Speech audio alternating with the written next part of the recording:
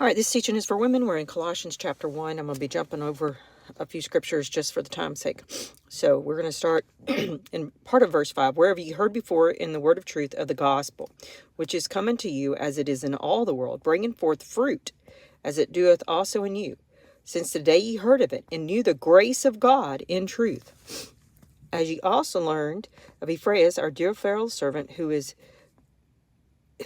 for you a faithful minister of Christ, who also declared unto us your love in the Spirit.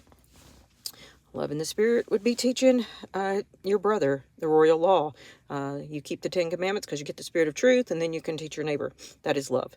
Love thy neighbor. For this cause we are also, since the day we heard it, do not cease to pray for you and to desire that you might be filled with the knowledge of his will. The knowledge of his will. You need to go learn what that means. And all wisdom and spiritual understanding, that ye might walk worthy of Jehovah unto all pleasing, being fruitful in every good work. So much for those, oh, you can't work, it's just the grace. Grace alone, no works. No works. I agree that we're not saved by works, but the purpose is to produce fruit and works. If you don't do that, you're not getting in. So, okay, if you die the second, maybe. I'm not going to tell you that. No. You have to know.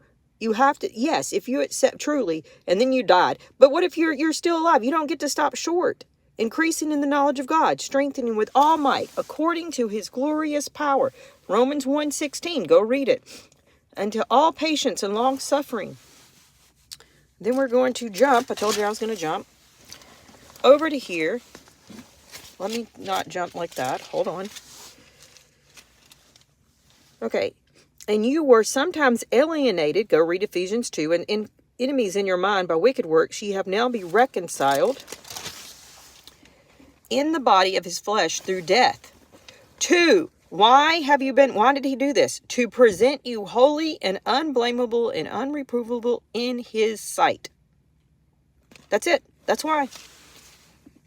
And if you don't believe me, we'll jump on down here.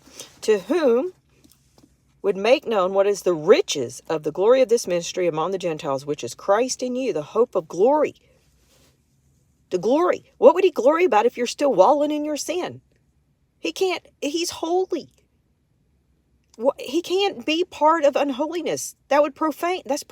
That's stupid. This just absolutely don't even make any sense.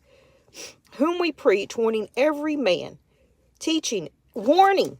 That's the royal law, Ephesians 2:8-9, warning every man, all wisdom, that we present every man perfect in Yeshua. Wherefore I